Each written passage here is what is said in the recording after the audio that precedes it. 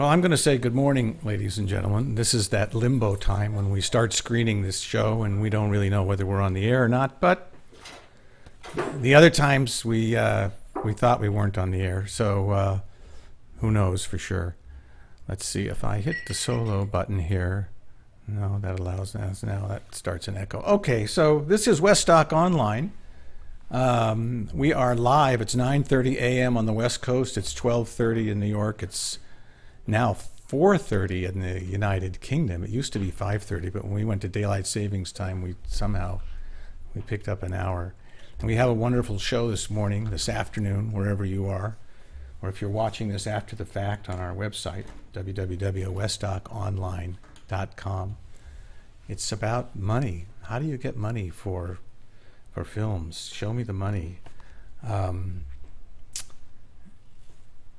It's interesting. I had kind of an epiphany about the kind of filmmakers there are a year or two ago. And I'm the kind of filmmaker where you go to a network and you say, hey, I've got this project and it's about such and such and it's going to cost you this much money and it's going to take 6 months to make and it's going to be an hour or it's going to be 2 hours or 4 hours or whatever it is. And the network says, gee, that's a great idea. We like that. Okay, can you do it for this? You know, something less than what you propose. And they say, sure. And they say, okay, good, go. And they we'll pay you a third, or a fourth, or something along those lines. 90% of the shows that I've done the money comes from one source, and it's usually one person you're pitching to, and then their boss has to approve it if it's just some amount of money. But when you're doing shows for American Masters, American Experience, Independent Lens, POV, I think you have to be another kind of filmmaker, and that's the kind that can write grants. And so today is all about grant writing, and we have a wonderful panel, and which I'm going to introduce in just a moment. But before I do that, I just want to tell you about the sponsors that make this show possible, and that's Pond 5 and LumaForge. And Pond 5 is the largest supplier of stock footage. It's some of it is crowdsourced, which is great. It's curated crowdsourced, so it's not just anybody uploading, but it's professional filmmakers uploading. But they have a tremendous library that you can look at and access online. You can see anything, and you can download it and put it in your cut. They'll have watermarks, and then you just sign up afterwards, and you can pay their very reasonable prices after the fact. And not only do they have stock footage, but they have After Effects, and they have music and sound effects, and it's a tremendous source. As a matter of fact, if you look at our website, that opening collage montage is all from Pond 5, which I haven't said before, but it is. And LumaForge is the filmmakers who are making hard drives now especially for nonlinear editors. I happen to like Final Cut Pro, and I've seen their tests where they can run 10 or 15 layers of 4K footage in Final Cut off of a regular iMac. So if you need hard drive space, which if you're filmmaking you probably do, I would go to lumaforge.com and then call Patrick or call Sam over there and talk to them about the jellyfish. Okay, let's get to our guests here. This Jonathan is about to sneeze. This is 3 out of 4 of our guests. One of them is stuck in the rain in San Francisco. Let's start here with Maury Warshawski in the upper left-hand corner. You're in Napa Valley, I think, at your home office right now. And that's right, Napa, California. Maury is a writer, and he, when you say he wrote the book on this subject, it's not just a saying. He literally wrote the book, Shaking the Money Tree and How to Get Grants and Donations for Film and Video, which is exactly what we want to talk about. And he has another new book called The Fundraising House Party, which sounds like a lot of fun. I can imagine this. Invite people over to your house and bring your checkbooks with you. Jonathan Skurnick is in the upper right-hand corner. Jonathan is an old friend of mine and a longtime creative filmmaker. Also is currently the president of New Day Films, which is an educational distributor. And Jonathan, I think, correct me if I'm wrong, but I would say you probably specialize more in making films for PBS type shows. Is that right, Jonathan? Yeah, correct. Okay. Yep. And in the lower left-hand corner, we have Tony Bell, who's with the IDA, the International Documentary Association. And Tony is a specialist in fiscal sponsorship department and helping filmmakers. And it's funny, this morning, and I was telling Tony this, and we have Monica. Let's just switch over here to this right now, because I just see Monica just arrived here. Hold on, here we go. Boom. Monica, can you hear us? Yes. Oh, good, and we can hear you too. Sorry, I'm late. That's all right. You just got here in time. Monica Navarro is with ITVS, the International Television Service, and we're really just getting started, so you haven't missed anything. I was saying there are two kinds of filmmakers: the kind that go to Discovery and A&E and Lifetime and HBO and Showtime and say, I have a film, and they say, okay, and here's a check, and go for it. And then there's the other kind that have to write grants. And I'm not sure, which is easier or which is more difficult, but I'm of the former instead of the latter. And why don't we start with Tony, who is with the IDA in downtown Los Angeles, and maybe you can tell us a little bit about how the process works on getting grants and what exactly you do. Well, I work in our fiscal sponsorship department, and for those who don't know what fiscal sponsorship is, it essentially gives filmmakers the opportunity to be under our 501c3 umbrella, so their donors through the film can get the benefit of the tax write-off. Fiscal sponsorship also opens up the field for certain government grants, because there are certain grantors out there who will only contribute to a filmmaker if they have a fiscal sponsor. So essentially what we do is we act as a re-granting organization. The money comes to us, and then when the filmmaker needs it, they can request it. That's a simple thing. As far as applying for grants, our organization partnered with the Sundance Institute last year and released what's called the core application. And essentially, the reason why the core application was created was because grantors across the board had different ways of asking the same question. And unfortunately, grant writing does take up a lot of time for filmmakers. And when I talk to filmmakers, I'll find that they're either in the creative stage of making the film, or they're in the stage of trying to raise money for the film. So what the core application did was set a set number of questions that are the same for grantors who come on board. And I think we have about 20 on board right now, as well as 5 additional fiscal sponsors. So there are certain questions that are the same for every application. And then if there are additional materials that a particular grantor wants, those are considered supplementary materials. So the core of the application is the same, and then we as a grantor can ask for additional materials. For example, for the fiscal sponsorship application, one of the supplemental materials we ask for is a copy of the project director's resume. We also ask for a past work sample, which is optional, and then we ask for a current work sample, which is optional. For the Enterprise Documentary Fund, there are additional questions that are focused on how the film relates to journalism, how it incorporates journalistic ethics.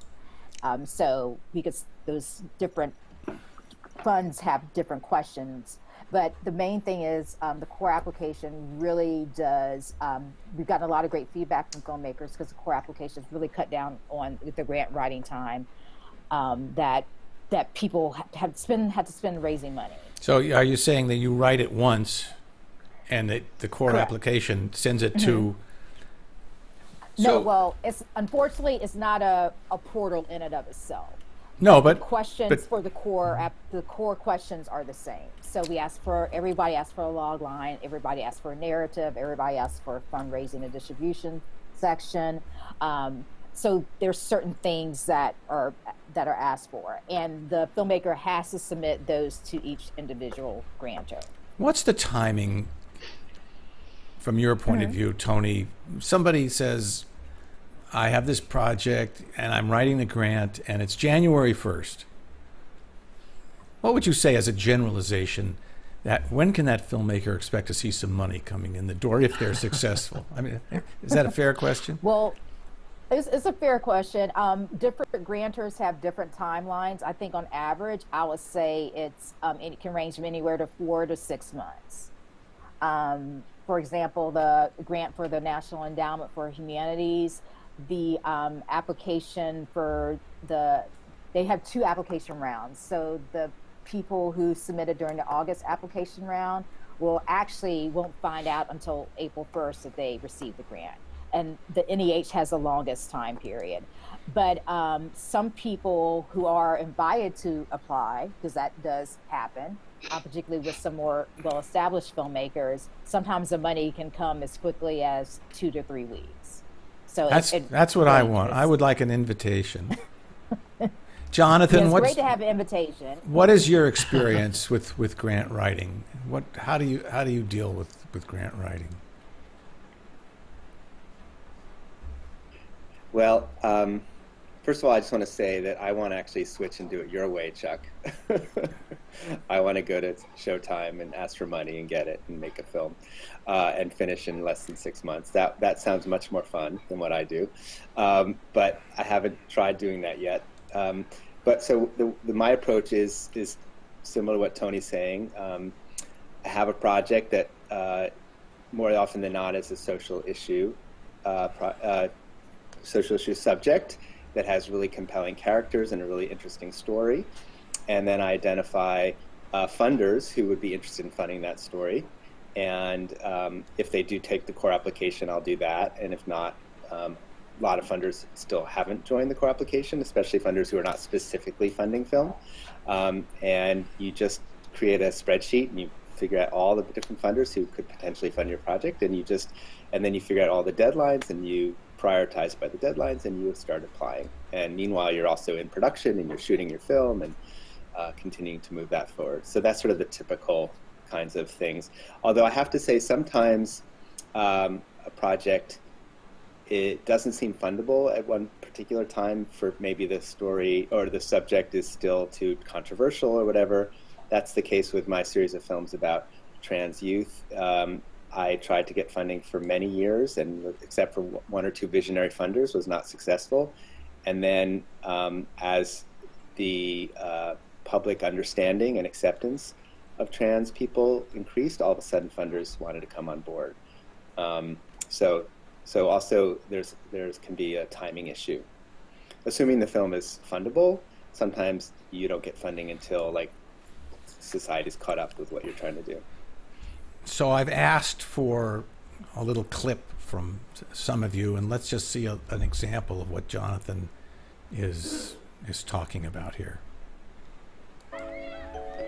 Some people think, oh, boys should only do this, and girls should only do that, or girls should think this, and boys should think that. It's not true. And I told my dad I want some purple skinny jeans. He was like, are you crazy? My closet was literally pink, and now it's almost all blues, blacks, and browns. But remember that gender is not binary, right? There's a spectrum. We'd been discussing a lot of the gender issues in class, and to be honest, I didn't know what to expect. Some of them seem to be really thinking about it. I think it had never occurred to him that you could look at the world this way, that you could take off these labels. Turns out that they couldn't stop talking. I like to wear sneakers, jeans, and I don't like dolls. I hate the color pink. It doesn't matter what gender you are, it matters what kind of person you are. It says here that she is too weak to stand up for herself. Are you too weak to stand up for yourself? No. No. If I give you a marker, I want you to look at that color of marker and think to yourself, is this a boy color? Yes. Or is this a girl color? Or could this be... So where was that? That was a 2-minute clip you gave me, and I only ran about a minute of it. But where did that appear? Is that a trailer for a longer film, or what was that for? Whoops, wait a second, Jonathan. Sorry, got your... Why? Oh, that was my fault. Yeah, I was good. on mute. So that's a trailer for a trailer for a film called Creating Gender Inclusive Schools. And the film itself is 21 minutes long. And we filmed it at a school that decided they wanted to train everyone in the community, teachers, parents, and students, on how to be more thoughtful and inclusive for trans and gender expansive youth, and integrate all those ideas into the actual curriculum on an appropriate grade level for each grade. You know, from a filmmaker's point of view, it certainly looked very professional and well done and all that, but I'm just afterwards thinking about, what about releases? Did you have to get releases from all the parents for every kid that's on camera? Yeah, we worked with the school to get releases from every single member of the community. We have a stack about this high of releases. Where was that? Was that in the LA area? That was in Oakland, California. It certainly is different than when I went to school. Yes. Let's go to Maury for a moment and talk a little bit about, how did you get into working in the nonprofits, and how do you help nonprofit filmmakers, and is there a secret here, secret sauce in getting some of this money, or what's the story here, Maury? You've asked me too many questions. How I got in is a crazy story. There's no secret sauce. I think I want to riff a little bit off of what Jonathan said about the fact that some films are not fundable. I know, Chuck, earlier you said there are two kind of filmmakers. There's your kind, and then there's a filmmaker who goes out for grants. But in my experience, the other kind of filmmaker is really lucky if they can get grants, because a lot of films are not grantable. So a lot of the filmmakers that I work with are hoping they can get grants, but they're not relying on getting grants totally. They're also exploring the full spectrum of fundraising opportunities, which is heavily now going to individuals for support, and maybe getting some corporate donations and doing house parties, that whole range of activity. It's really hard to get a grant. That scene is highly competitive. So I'm sure there's a lot of things we could say about how to do that particular hustle, but in my experience, most filmmakers who have to find money are spending anywhere from 3 to 6 years making their films, and 80% of that time is looking for money.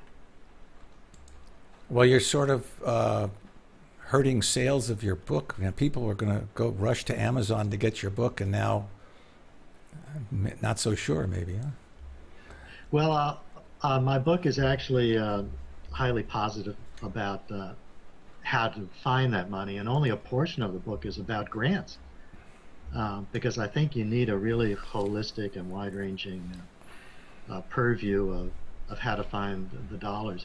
And in fact, the first 2 chapters of my book are not about looking for money at all. They're a lot about looking within and finding out who you are and raise your level of self-awareness so that you're ready to ask for money in lots of different environments.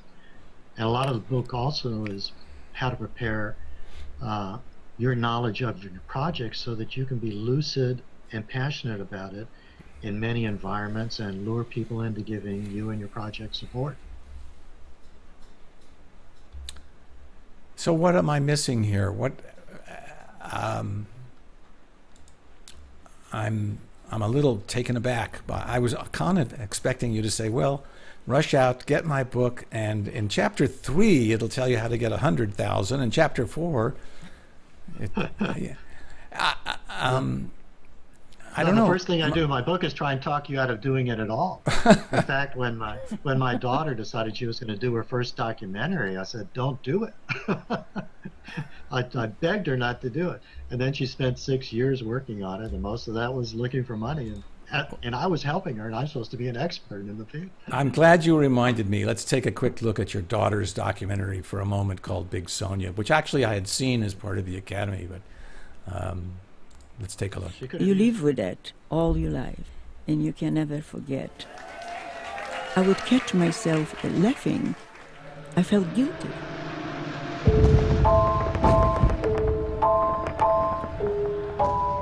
When they found us, they came with German shepherds, and those dogs sniffed us out.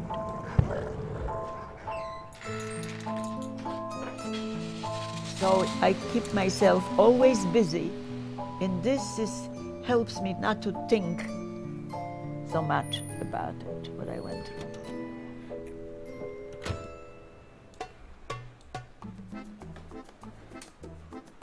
Hi, how are you? Okay. 32. Got it. Okay, Fred. To survive, especially at this mall, all these years, is a miracle in itself, because everything upstairs is closed. Let Mama see. That's perfect. Teenagers are really hard to reach now. If I reach one harm, I accomplish something. She made me want to change things, the way things are. She made me want to make an impact on the world. The shop closing concerns me because she has such a drive to go every day. It takes people who've been through something to reach people who are going through something. I just want to thank you. It's okay. So that film is actually a charming film. I think, in a way, what it had going against it is that it was a Holocaust film in terms of the Academy, because there have been, it was a sort of a running gag, too many Holocaust films in the past for awards. It was quite a good film. And so did you help your daughter and her husband in terms of raising money, or did they just read your book and get... What was the story? I'm laughing because when my current son-in-law had his first date with my daughter Leah, they're both filmmakers, and in his apartment he had put out a copy of my book just to prove to her that he was interested in independent filmmaking, and he had never made the connection that she was my daughter. So she walks into his apartment and says, "Oh, that's very funny. You got my dad's book on your table there." And he was totally unaware that I'd written the book. But at any rate, what was the question? You got me sidetracked. Well, what did Yes, did they take advantage of your knowledge, and did they raise a lot of money through grants? Well, they should have, but it turns out that there were very, very few grantors who were interested in giving her support, so we had to use other routes. And my theory from the beginning was that most of this money was going to come from Kansas City. And I ended up being right. And we found two really great funders. Kansas is where the film is shot and takes place in that mall. And that's where my mother lives. And I knew that they were going to go crazy over it. So we got individuals who coughed up big bucks, and two foundations. One foundation I found by accident, which was run by the father of a woman who went to high school with me. And we were able to have a personal meeting with them, and they gave two large grants. But most of the rest of the money came from individuals. Big Kickstarter campaign, and meeting one-on-one with people and talking them into giving support. And also Lee and Todd live in Seattle, and they've got strong connections there, so there was good corporate support from Seattle. But it was the full range of support. And grants ended up being only a small portion. Well, one of the places that I used to think of as free money was ITVS. And I say free money because my understanding of the deal at ITVS is that they give you money and they want the rights to run the show on PBS for a certain amount of time, and then you control the film and you own the film, which is pretty amazing. And Monica, maybe you can tell us a little about what the deal is with ITVS, please. Yes, it isn't that simple. Can you hear me? Yes. Okay. I think though, before I break down ITVS, and there will be a connection because ITVS funded my first film. I think I'm thinking of people who are maybe watching this webinar and thinking, okay, if I'm not commissioned to do work, if I'm not Maury Wachowski's daughter, how am I going to get funding for my film? I think we think a lot about who has access to tell stories, And I think there is a lot of opportunities. And what I remember reading your book 10 years ago when I was fundraising Maury was just thinking creatively about who your network is and who your resources are. But I think we have to be honest, not everyone has networks that include people who will, give big donations. But you certainly have resources you don't realize. I mean, when I was a first-time filmmaker, I got my first grant from my city's Humanities Council. It doesn't exist anymore, but a lot of states and a lot of cities still do have arts and humanities councils that I think are good for seed funding that are kind of generally for artists. And I did the old school version of Kickstarter, which was writing letters to people. But I think that's leaning on your community that believes in you, maybe more than the film, but believes in you as an artist and wants to support your work. So I do think it's important to, which I always appreciated about Maury's philosophy, was sort of thinking who your resources are. I think also grants are organizations that want to support artists and good work. So I think it also requires doing your research. I guess I feel like it's a little negative saying that it's so competitive. It is competitive, but I think filmmakers need to do their homework and think about, how does my film fit the mission of this grant? Or how will my work help contribute to a dialogue that fits within the mission of this organization? And I think that's why I was unusual in getting funded as a first-time filmmaker, my first time applying to ITVS. But I knew my story, I knew the value of my story, and I had leveraged support despite the fact that I didn't come from money. I didn't have access to a lot of investors, but I did get a small humanities grant that validated my project and then helped me leverage the support of my community, because I got this grant from my city. And then I got artist residencies and mentorship, and everything kind of helped me scale up to the point where then I was able to get grants, and then I was able to get co-production funding with ITVS. So I guess what's kind of distinct about ITVS, it's not free money. Nothing's free, I don't think, but you do have an enormous amount of freedom, and you do have editorial control and maintain copyright of your project. It's a co-production, unless you get development funding with us, and that's a little bit different because we're entering into a development deal with you, which is inherently risky. So there's no option for production unless you apply to us later, whether through our open funding or through commission funding, go into production. But we are your co-producer in every sense of the word. We're probably investing the most significant portion of the budget, and we want to be active collaborators in the realization of the film, whatever stage we come at, even if it's coming at rough cut, it's not a cut down fee. We're working with you closely to collaborate on what is going to be the version that goes to broadcast. So there's development funding that's open. There's some commissioning funding, but the majority of our development funding is through the Diversity Development Fund, which I co-manage for filmmakers of color. We also have development funding to do a short or a pilot through our digital open call for short form content that is meant to be standalone or episodic. And we're trying to engage younger creators and viewers there through our new YouTube channel. And then our big fund open call, which I also co-manage, is co-production funding, and we're licensing your US broadcast rights and limited streaming rights. So you have all other versions and rights available to you, but we're interested in helping you develop what's going to be the version of the film that's going to go to the widest possible audience, which is public television. Can you, let me just interrupt. I'm getting some messages, I think, through my website. And yes, you can communicate. I can try. We've been unsuccessful to getting these messages in the past. But I'm seeing a couple messages come through now from people. And I think it's through that little tag on the website, westdoconline.com. So if you have a question, please put it through. So I have a question. And as it's pouring here now in LA, really pouring, my question is, it's a two-part question. Am I, as not a person of color and not a first-time filmmaker and not a rookie, am I at a disadvantage if I'm applying to ITVS? No, absolutely not. I think our Diversity Development Fund was launched 14 years ago to address a real issue both in our pipeline and across the industry. I mean, we are working to create access and resources and opportunities for people who've been systematically left out. And doing that starts with the seed funding to then nurture these filmmakers and stories to go into our pipeline for production and then bring it to PBS and our other public media partners.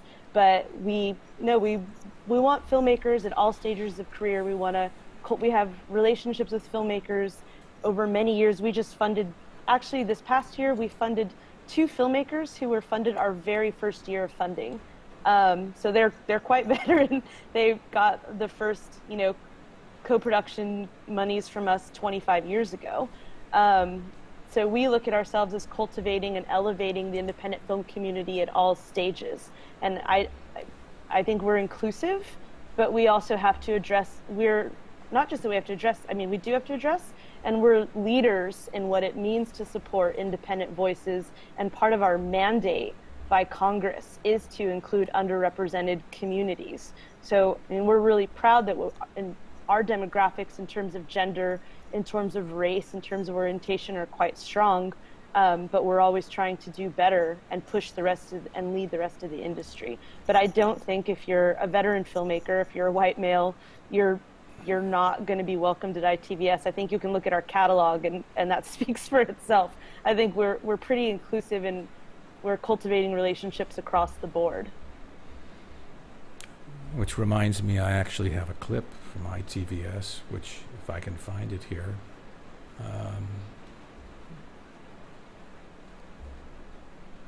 I'm going to run the clip. It's a couple of minutes. Let's see how this goes. I met a boy who has never used electricity. I met a migrant who dreams of going to college. I met a nobody who became a rock god. I met a woman interrupting gang violence. I met the world's greatest sushi chef. I met a reporter who plagiarized his stories. I met an artist who refused to be pushed around. I met a bank robber looking for forgiveness. I met a boy on the spectrum looking for love. I met a president fighting for his country's survival. I met a woman who has been trafficked. I met a trafficker. I met a bishop, and then I met his husband. I met a new kind of brother. I met a boy who was bullied every day. I met a soldier who was raped by her superior. I met a man who survived a plague. I met an Olympian who fought for her dream. I met a fighter who refused to go to war. I met a filmmaker who learned to live again. I met the new face of ballet. I met a boy. I met a person. I met a person. I met a person. I met a person. I met a voice. I met a woman. Introducing you to real people who take a stand to change the world. Get to know IT. Well, that certainly had some highlights of a bunch of films that I have seen before on PBS or Academy, submissions. I have a question here from John Giannini that came in online. I think it's a really good question, and maybe none of you know the answer, maybe you do. And the question is, how will... I'm glad that's not my phone. Because my phone's already rung. And this question is for any of you. If you know the answer, you think you know the answer, how will the new tax law affect either grants or if somebody wants to contribute money to you, wants to give you money as a, I don't know, as a profit, for-profit, non-profit? Any of you have any idea? So I've heard somewhere that the new tax law is actually much more favorable now. And again, I'm not an accountant and I don't know for sure, but somebody told me that now if you give somebody, say you're a wealthy person, you say, Jonathan, here's $100,000, I want you to go out and make a film about such and such, that wealthy person can write off the full $100,000 right away. Anybody know? I can speak I would to recommend that. you talk to an accountant or Tony. Yes. But because we've gotten that question a lot from not only filmmakers, but also people who are individuals who are donating. And essentially, the charitable deduction is still available. However, how much you can write off in taxes really depends on what tax bracket you're in and whether you're itemized or not. So, as Monica said, it's best to go to your accountant. But the deduction is still there. It just depends on where you are on the scale. What kind of money can a filmmaker expect from ITVS, or what are they? What is the range of money from? Yeah, for development, both for the Digital Open Call and Diversity Development Fund, it's up to $25,000 to develop your broadcast documentary or long form, or to develop a digital short or a pilot for an episodic series. For the Open Call, it's up to $350,000 of co-production. We would like it pushing funding. But we've also, there's sometimes a gap, and so it's leveraged against, but you've got to close that gap, and we'll work with you to have a realistic budget that's going to help you deliver. Through our commissioned is less. It's generally around $200,000. So what happens if to go through Open Call? What happens if somebody has I'm making these numbers up, but if they have a $400,000 budget for a project, and so you say, okay, we'll give you $200,000, is that contingent on them getting the other $200,000, or what? How does that work for ITVS? Well, I'm going to say you're going to be asking for up to $350,000, because the $200,000 is just for commissioned. So that's you have to already have a distributor in place. So that's generally maybe like we're doing a co-production with Frontline or American Masters. So you've got some money in from them, and then we're all sort of pooling our resources and developing the film. So let's say you're applying to Open Call and you have a $400,000 budget. Is that was your average, $400,000?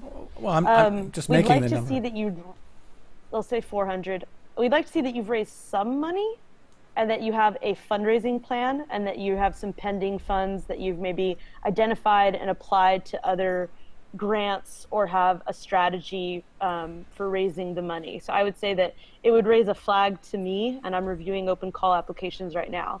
If you have no money in, you have no fundraising strategy, and you're asking us for $350,000, I would be a little bit concerned that you don't have a realistic plan of how to finance the film. There are exceptions, but it's based on, that person's track record and ability to produce. Like we funded Bernardo Ruiz's recent film, and it was pretty early in production, but it was time sensitive and critical that he got out in the field. We've funded a number of his films before. He did have some producer cash in, and I think had gotten a small amount of money, but it was really, urgent that we support him to get this story.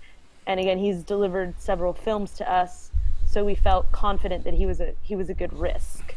But your producer cash is your investment, so I'd also tell people to keep good track of any money you're spending on the film, because all of that is your investment that you get to recoup later. I have another question. This is from Aaron. It came in online, and I think he mistyped here. He says, does ITV, I hope he meant, does ITVS pick up narrative shorts that are finished?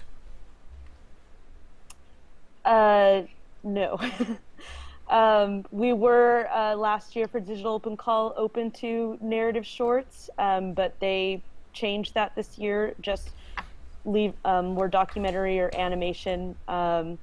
So Future States was the last initiative we had that was narrative shorts. I would encourage him to look at our website and see what we've funded and learn a little bit more about the films, but the only narrative films beyond, of course, Masterpiece, if he's making a British narrative film, I'm sure he'll have a great chance pitching it to PBS, but film school shorts through KQED in San Francisco shows recent narrative shorts by film school grads. And there's some other local stations and initiatives that do narrative. I know World Channel just had a request for proposals through CPB and now LEAP, and it was shorts for the American Graduate Initiative, and they awarded monies to both documentary and narrative stories. But I think they have to look for what the opportunities are for narrative. But right now, ITVS isn't funding narrative. So I'd like to point out to filmmakers who are watching this, if they don't already know, I think IDA, International Documentary Association, recently put up a database of grantors, fundors, potential grantors. It's a phenomenal database. So if you go to documentary.org and then you go to funding tab and you go down to the bottom and you'll see this database which has how many, Tony? It's under other grants. Yeah, and there's probably 100 potential grantors, including ITVS and organizations that you never heard of that have a bucket full of money and they're waiting for you to call them, right, and come by and pick it up. So let me just go to Maury again for a moment. What if I have a partial commitment from, let's say, a PBS show, which actually has happened to me on a couple of subjects. Can I call you up and say, hey, where do I get the other $300,000 to make this show? And do you work as a consultant too? And obviously it says you do, but I mean for filmmakers, or how does that work, Maury? Well, I'd probably call Tony first. But I don't actually write grants for anyone anymore. I'm a little more interested in getting the filmmaker centered in understanding themselves and their project really well so that they can go out and find money. And then I help them create a fundraising strategy. I don't actually ask for money or look for money for anyone anymore. So I'm usually involved heavily at the beginning end of the fundraising process, and I'll hold the filmmaker's hands through the process. I'll look at their materials. I'll help them put together a strategy that I think is going to work. And it should be an all-encompassing strategy that looks at every avenue of possible funding. And a lot of that is dependent on two big things. One is the project, the nature of the project, which may or may not be a magnet for grantors. And also the filmmaker themselves, because some filmmakers are better at doing certain kinds of fundraising hustles. And then we put those two together, given the universe where we think money is available, and then we put together a strategy to attack it. Jonathan, what are you working on? Have you applied for grants recently, or what are you doing that we should know about? Yeah, throughout my career, I've applied for many, many grants. I think I've received probably over 30 foundation grants in my career so far, including ITVS and MacArthur and some of the other big ones, but also a lot of smaller ones like family foundations who are interested in the topic and maybe haven't funded film or haven't funded film a lot in the past. I really like what both Monica and Maury were talking about, sort of looking at funding a film as like a pie chart, and some percentage is going to be from individuals, some will be from foundations, some, if you're very lucky, from corporate, some from the PBS world, either from ITVS or one of the minority consortia, and so on and so forth. So really thinking creatively and outside the box of where you can put the pieces of your pie together to fund the full amount of your film. But yes, recently I got grants from about 12 different funders in the last 2 years, and again, some of the grants were from very typical types of funders, and then some funders were very specific to the topic, and some funders were I just found because they're like Maury's story. It was like a friend of a friend who had this foundation that that I would never have known about otherwise. So yeah, it's a whole different group of funders that I've gone to. And for my next film, for the first time, I'm going to be tackling the National Endowment for the Humanities application process, and I'm feeling a little intimidated by that, but I'm fortunate in the fact that since it's government funding, they're required to communicate with American citizens or American people living in the U.S. who want to get funds. So I actually have had a nice, lovely, long conversation with one of their program officers and got some coaching from her and some ideas on how to approach them, and that was extremely helpful. And she's also just very enthusiastic about the project. So, I'm feeling moderately hopeful about that. We'll see what happens. It just occurred to me that the new administration, I don't want to get back to the tax thing, it's not about tax, but the new administration has said that they're cutting out, what did I just read, where they're cutting out grants and, I mean, the support for the arts in general. How is this affecting ITVS and grants? I mean, we know he's not a big supporter of the arts, so is it affecting us at this time or not yet? I can't speak to the NEA and NEH, and I think that's what the recent article you're mentioning was about. In terms of ITVS,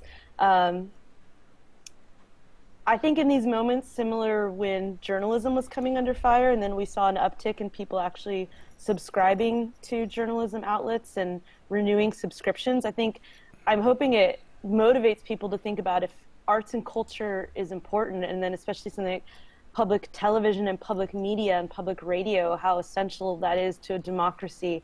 I'm hoping it spurs in the other direction, because an executive action can't end ITVS or public media. Public media was formed by Congress. ITVS was mandated by Congress after lobbying from independent producers. So it would take a congressional act to defund us. Our president, Sally Jo Pfeiffer, works very hard on our behalf, and we actually have a lot of support from Congress throughout the country, especially in rural and middle America. I mean, Oklahoma City is consistently one of our highest rated stations for Independent Lens, our series. And, the public broadcasting system is the emergency broadcasting system for rural places in the U.S. So actually, our representatives throughout the country know how critical public media is for their state. So we have good support. But I do think it's important for just Americans to think about what values they hold, and I think it's critical that we have public media. So I hope that it forces people, just like they've maybe renewed their subscription to their local paper or a national paper that's doing good reporting. I mean, I think you should support public radio and public media if it's something that you feel is value to having, like a free independent press, and support the arts. But we are forward funded, so we're not going anywhere. We got a banner year of applications in January 2017, and I think it was due for a few reasons that MacArthur wasn't funding individual filmmakers anymore. They've shifted their support to organizations. But I also think folks were maybe afraid that we weren't going to be funding anymore. But we see our role as being even more important, and our mission really being the foundation of what we do, and that we're here to support filmmakers and artists that are telling the really risky stories. And so it's kind of more essential that we're here and supporting those stories. And I think, Jonathan brought up a good point, that stories that maybe were hard to fund before, I think people are taking bigger risks because they see the value of stories like this that from the ground show the challenges people are facing and the voices that we need to hear. So I actually think in this moment, if it animates people and activates them, that's actually a positive thing, because we shouldn't take for granted that we have free press and that how valuable arts is to this country. So to me, I really drink the Kool-Aid of public media. They were a great supporter of me as a first-time filmmaker, but it really formed the work I did for the next decade. I mean, I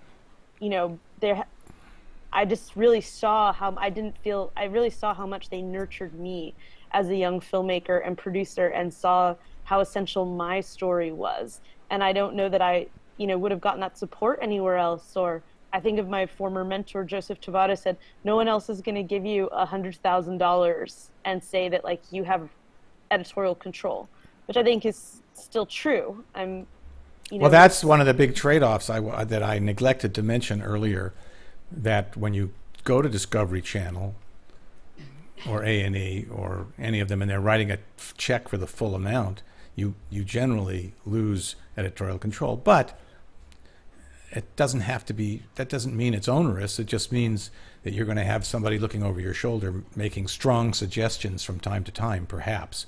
And I've done shows where I thought the executives from the networks were very, very helpful, because they have in many cases, a very objective eye that they can look at things that you don't see because you know how difficult it was to get that shot or how hard it was to get that person to come on camera.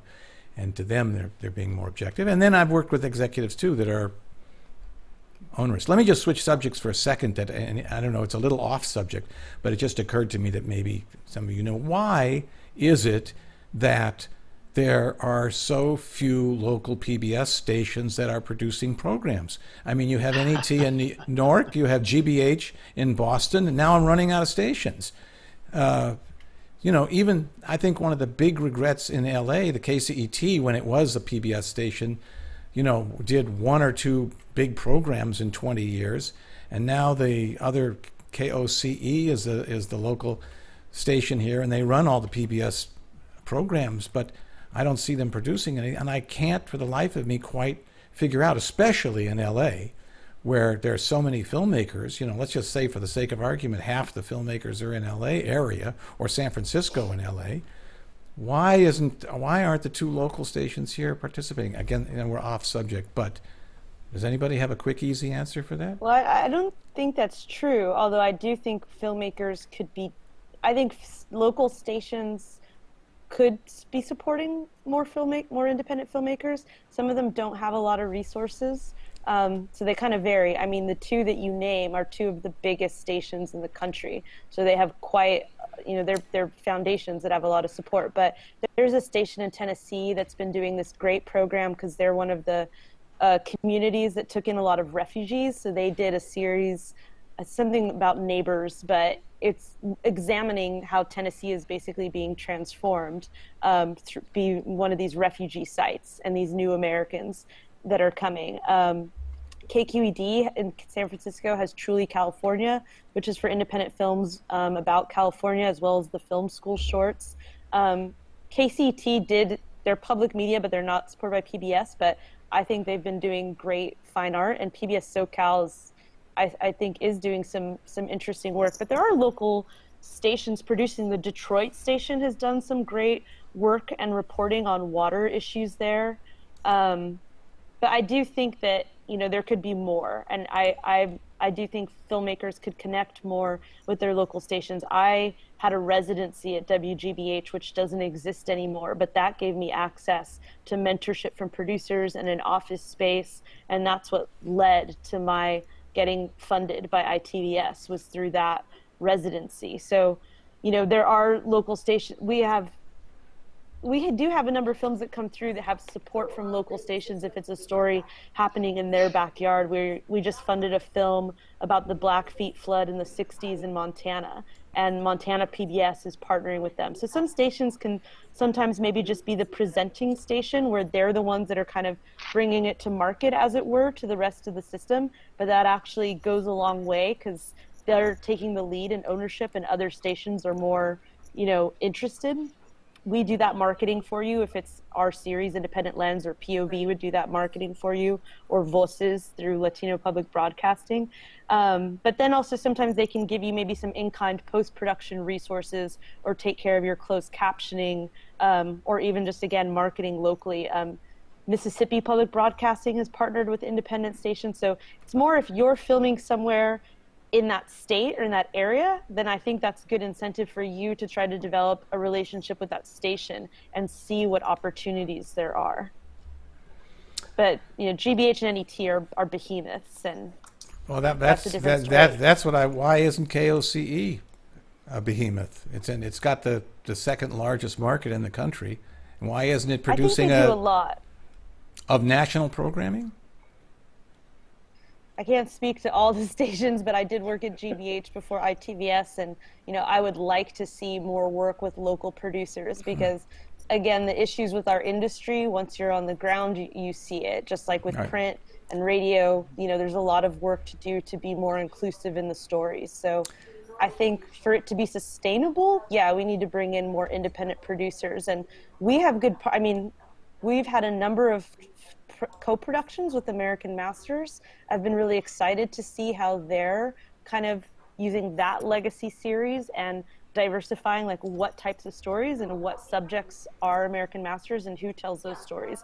We've had good partnerships with Frontline. but I'd love to see that with other national series, bringing in more independent producers, because I think that, you know, we're still, there's legacy issues even within public media, but well, they're I think in there's Frontline, which is opportunity. one of my favorite series of all time, and they do really great work. But I think, Yeah. you know, that I keep seeing the same names for producers there over and over and over again. But, you know, look, it's hard to complain when they're doing great shows. Let me switch subjects just for a second about fiscal sponsorship, which is a term maybe some who are watching the show don't know what it is. And Tony, do you want to explain briefly what fiscal sponsorship is and what the IDA does? But make it brief, because I have a couple more questions, and there's some questions coming in online too, please. So essentially, what fiscal sponsorship offers a filmmaker is it enables them to be underneath our charitable 501c3 umbrella. So we take donations on behalf of the film, and the donors get the benefit of the tax write-off. And as I said before, there's certain government grants and certain larger foundations that will only give to a filmmaker if they do have a fiscal sponsor. So essentially, we act as good stewards of the funds. We don't maintain any creative control or any editorial control. We just control the money, and the filmmaker can request funds whenever they need it. And we usually do disbursements once a week. So it's a pretty simple process. Well, when you say you don't have any editorial control, you just control the money. We hold the money. I probably should have said it like that. But the money is under our discretion. So basically, we have, in the contract, we have a responsibility to the filmmaker and to the donors. To the donors, we have the responsibility of making sure that the funds are used for the film. So people one of the questions, with the money. Right. One of the questions that just came in over online is, what is a fair percentage? Because you didn't discuss that. What's a fair percentage to charge? And I think this is a good issue that people who aren't familiar with this should be familiar. And it's something that I assume you work in your budget. What's a fair percentage? What do you? Yes. I know what IDA charges, but what's the range, and what's fair, and why are some more than others? Range between 5% and 15%. Our fee is 7%, which is around the average fee. Those who charge, fiscal sponsors who charge a higher percentage, offer a different type of fiscal sponsorship, and they offer more services. For example, a fiscal sponsor that charges 15%, they're actually handling a lot of the day-to-day accounting, they're paying a lot of the bills, they're handling the payroll for the film. Essentially, what we do for our 7% is, again, the money is, we're essentially act as a re-granting organization, and the filmmaker requests the funds from us, and they spend the funds at the discretion on the film. And we require reporting once a year, whereas somebody who goes with the fiscal sponsor that charges a higher percentage, where they're offering more services on the day-to-day activities, sometimes the reporting can be as often as every 2 weeks or once a month. Jonathan, what has your experience been on fiscal sponsors? You're muted. So I've had many different fiscal sponsors. I've been happy with all of them. I've never worked with IDA, but I've worked with the Center for Independent Documentary, the Hartley Film Foundation, Human Arts Association, a couple others, and they've all been in that range that was just shared. And yeah, the ones that charge lower basically just pass your money through and don't do hardly anything else, and folks that charge a higher percentage. No, I'm just saying. Okay. Well, I've had 2 fiscal sponsors that charge 5%, and that's basically all they did was pass the money on to me. But other fiscal sponsors do other things and are more helpful. And right now, Center for Independent Documentaries also on the lower end, but they also provide a bunch of other services, and they help publicize your work, and so I'm very happy with them. But I've heard great things about IDA as well. Well, IDA, if you're watching this and you're not familiar with IDA, you certainly should be. Go to documentary.org. It's a never-ending resource for information for documentary filmmakers. There is another question that came. Just to say just a little bit more about what we do for our 7%. One of the things that we do is we assist filmmakers with the process of applying for grants. And that can, how much work is involved in that depends on the grantor.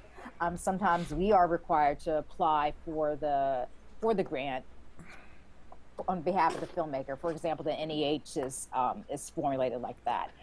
Sometimes they need certain paperwork from us as the fiscal sponsor. So our tax information, our tax returns, information on our board of directors.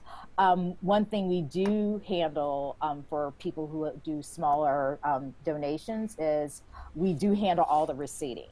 So the filmmaker doesn't have to worry about that. So donations made through us, we send the filmmaker a notification that this particular amount of money is here, and then we send a donation receipt to the donor. And we also offer a host of other services, but that's kind of the tip of the iceberg. Are any of the films that are being made with grants and grant money, are there agents involved too that are taking a piece? No, I found, I did when we, before we got our enterprise grant, which is actually funded by the MacArthur Foundation, I was actually responsible for doing the research to find out what filmmakers who work on films that have that are geared toward journalism are wanting, like what kind of services they want, whether it be funding or help with an attorney and that type of thing. And in my informal survey, I found that there are some filmmakers who have agents. They were all men of a certain age. And they were well-established filmmakers who were able to use their agents to go to help them set up pitch meetings. And I've been in documentary film at that point for 7 years, and I've never even had heard of a filmmaker having an agent. Whereas on the other hand, women filmmakers tended to either have a spouse who had a quote-unquote real job, or a significant other who had a real job, or were worked in academia, or had some other job to supplement while they were doing their filmmaking. So agents are a thing. I don't know how someone gets one, but I guess it helps to be male because those are the only ones that know who do it. But again, they are some more well-established filmmakers. So a question just came up.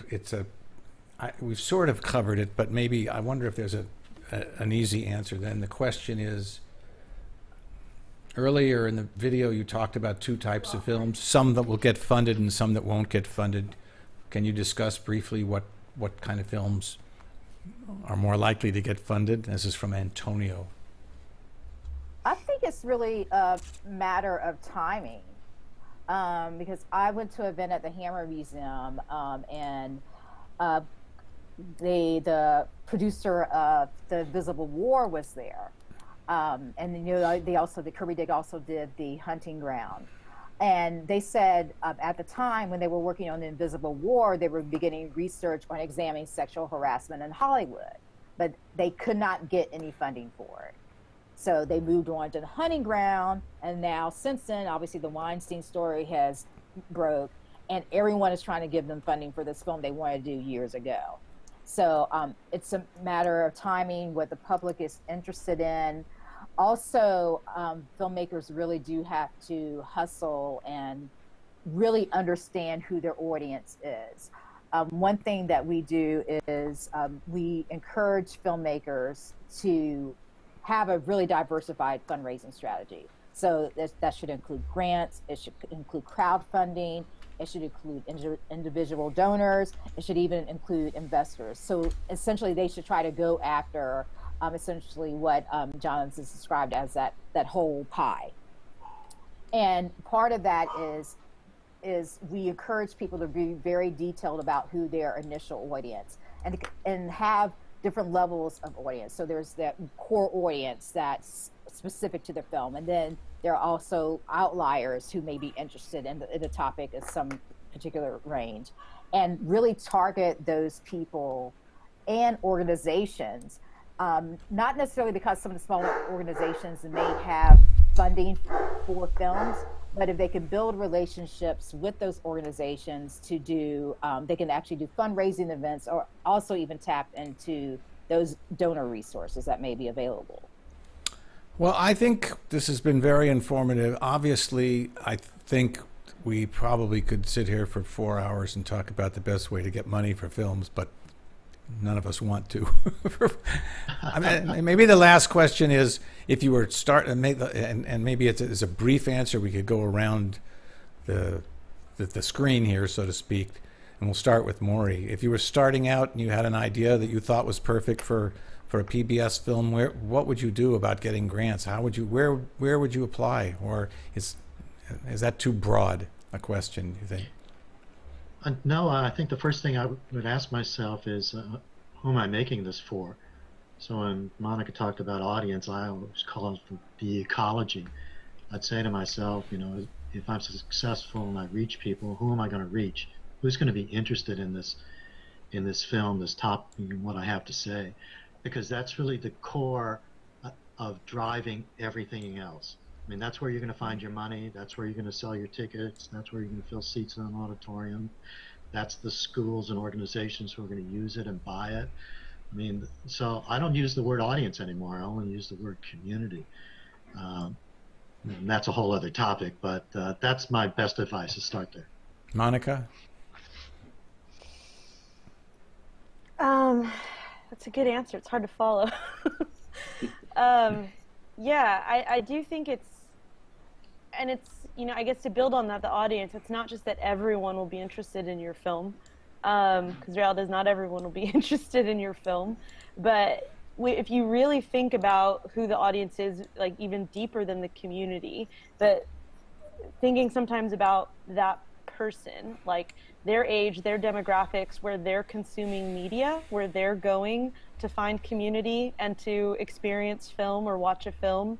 And for us, you know, we're funding films that are going to spark conversations that either people are having or need to be having, maybe forecasting what conversations or dialogues Americans want to have, knowing that we have the biggest audience. So I would think about that. And I think, you know, for us, if you're getting started, I actually like proposal writing because I feel like it takes you out of that space of the story and makes you drill down, like, okay, here is my story, and here's how, you know, the treatment is how you're communicating your vision, your structure, your character, giving sort of a tangible sense on paper, which is weird because it's going to be an audio-visual thing, but as much as you can, give people the feeling of how you're going to tell that story. And then I like that the needs, you have to talk about, well, why do we need this story? Who cares?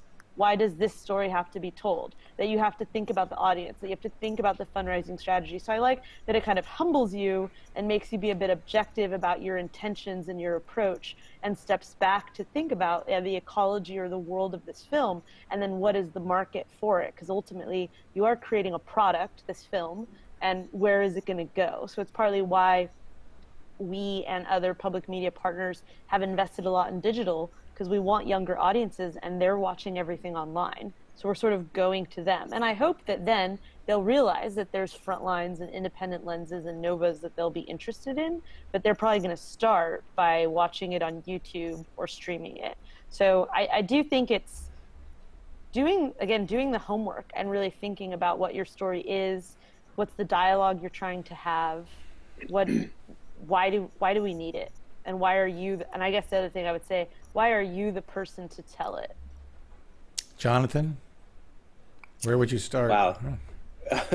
I mean, I agree with everything that's been said. There's not much more to say. I think something that I can add to this is, if you are just getting started, find someone who can mentor you. That would be a really great thing to have. When I first started, we reached out, my filmmaking partner and I, we were equally green, reached out to some folks in the industry who were just incredibly generous with their time and their expertise and their advice and their input to help us do some of the things that Monica and Maury were talking about, and do them well.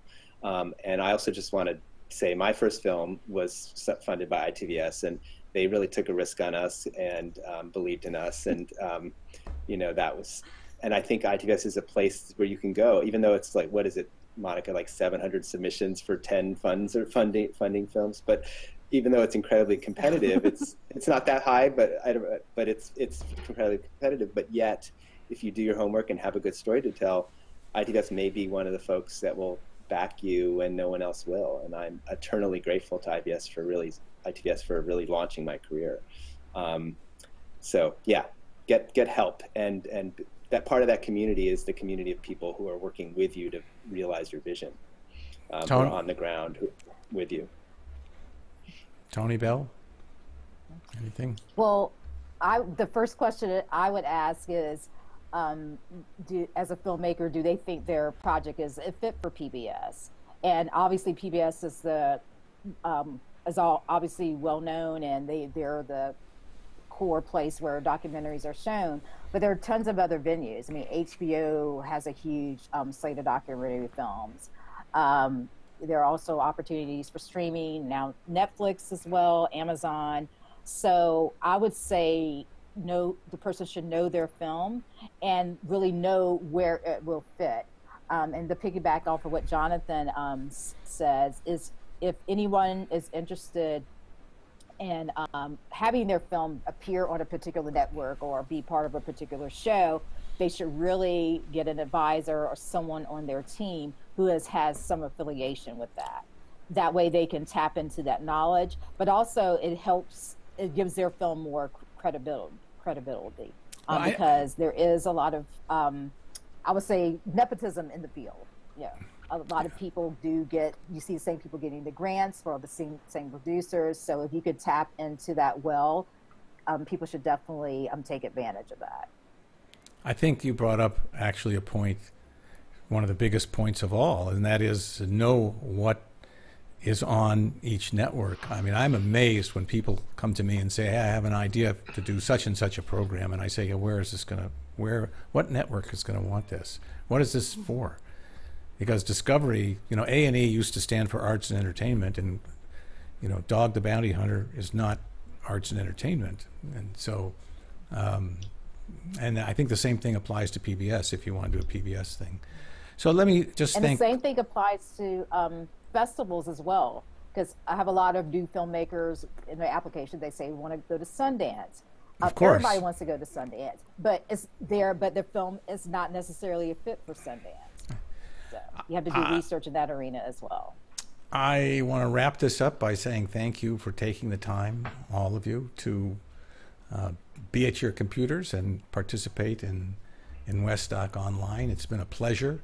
And I want to thank our sponsors too, Pond 5 and LumaForge. If you have a need, you should go to pond5.com or lumaforge.com, and both of them are great. The next show is going to be 2 weeks from today. It's on Wednesday. And thank you very much to our participants today. This has been Westdoc Online. Goodbye.